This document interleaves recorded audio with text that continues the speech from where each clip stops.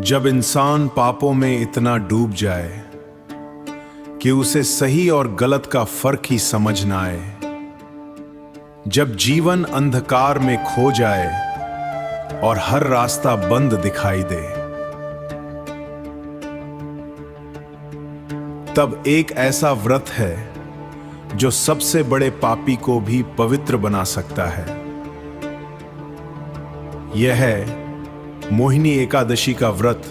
प्राचीन समय की बात है। सरस्वती नदी के किनारे बसा एक सुंदर नगर था, भद्रावती। इस नगर पर शासन करते थे एक धर्मात्मा और न्यायप्रिय राजा धृतिमान। राजा धृतिमान भगवान विष्णु के परम भक्त थे। उनके राज्य में हर तरफ सुख, शांति और समृद्धि थी, लेकिन उनके जीवन में एक ऐसी पीड़ा थी।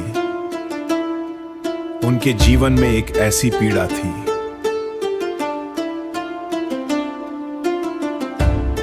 मदिरा खेलना, जिसने उनके हृदय को हमेशा दुखी रखा। राजा का एक पुत्र था धृष्ट बुद्धि, नाम के अनुसार उसका स्वभाव भी वैसा ही था। वह बुरे संग में पड़ गया था। जुआ खेलना, मदिरा पीना और अधर्म के कार्य करना। राजा ने उसे कई बार समझाया, लेकिन उस पर कोई असर नहीं हुआ। आखिरकार राजा ने दुखी होकर उसे राज्य से निकाल दिया। अब धृष्ट बुद्धि जंगलों में भटकने लगा। न खाने को भोजन, न रहने का स्थान, भूख और प्यास से तड़पता हुआ। वह कभी चोरी करता तो कभी हिंसा। धृष्ट बुद्धि का मन पिघल गया। वह उनके चरणों में गिर पड़ा।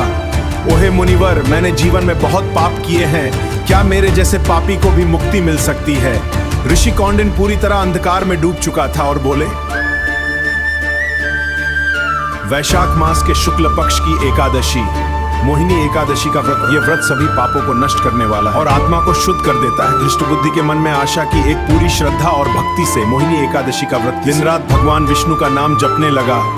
उसके सारे पाप नष्ट होने लगे। उसका हृदय शुद्ध हो गया और जीवन में प्रकाश लौट आया। व्रत के प्रभाव से धृष्ट बुद्धि एक पवित्र आत्मा अंत में उसे मोक्ष की प्राप्ति हुई। यह कथा हमें सिखाती है कि चाहे इंसान कितना भी पापी क्यों न हो, अगर वह सच्चे मन से भगवान की शरण में आ जाए तो उसका उद्धार निश्चित है। मोहिनी एकादशी का व्रत जीवन को बदल सकता है।